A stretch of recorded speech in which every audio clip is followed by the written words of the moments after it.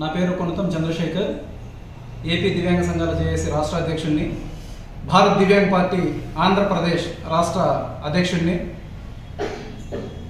నిన్నటి దినం శ్రీ సత్యసాయి జిల్లా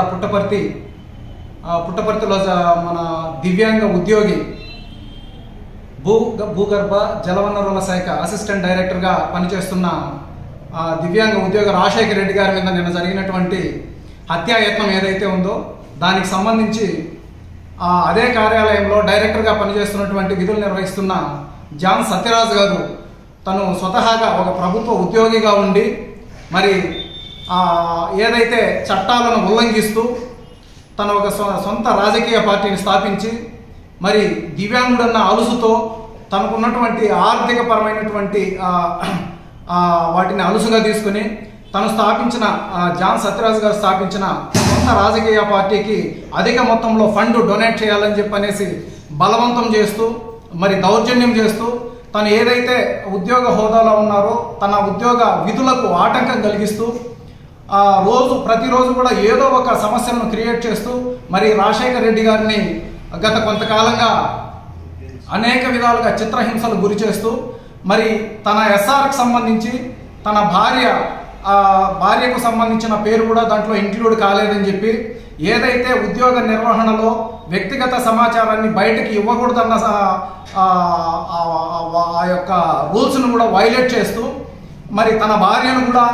తన భర్త రాజశేఖర్ రెడ్డికి దూరం చేసి వారికి దగ్గర చేసుకునే ప్రయత్నంలో భాగంగా నీ భర్తను అడ్డు తొలగించుకుంటే నీకు ఇక్కడ జూనియర్ అసిస్టెంట్ పోస్ట్ ఇప్పిస్తామని చెప్పనేసి ఆమెను కూడా వాళ్ళకు అనుకూలంగా మలుచుకుని ఏదైతే తను స్థాపించినటువంటి రాజకీయ పార్టీకి దివ్యాంగ ఉద్యోగి అయిన రాజశేఖర్ రెడ్డి గారు ఫండ్ ఇవ్వలేదన్న కారణం చేత అనేక రకాలుగా చిత్రహింసలు గురి చేస్తూ గతంలో కూడా 3 పర్యాయాలు ఇదే విధంగా దాడికి పాల్పడడం జరిగింది. ఈ ఘటనలపైన పుట్టపర్తి పోలీస్ స్టేషన్లో ఎఫ్ఐఆర్ నమోదైనప్పటికీ అవి ముందుకు పోకుండా అంటే ఛార్జ్షీట్ అయ్యి కోర్టు దాకా వెళ్లకుండా పోలీసులు కూడా మరి దివ్యాంగ ఉద్యోగి పట్ల చాలా విచక్షణ రహితంగా ప్రవర్తిస్తూ కేసులను కూడా తప్పుదారి పట్టిస్తున్నారన్న విషయం మన రాజశేఖర్ రెడ్డి గారి ద్వారా ఇప్పుడే తెలుసుకోవడం జరిగింది. మరి నిన్న జరిగిన సంఘటన పైన ఈరోజు హిందూపురం ప్రభుత్వ ఆసుపత్రిలో చికిత్స పొందుతున్న రాజశేఖర్ రెడ్డి గారిని మేమంతా కూడా పరామర్శించడానికి ఇక్కడికి రావడం జరిగింది.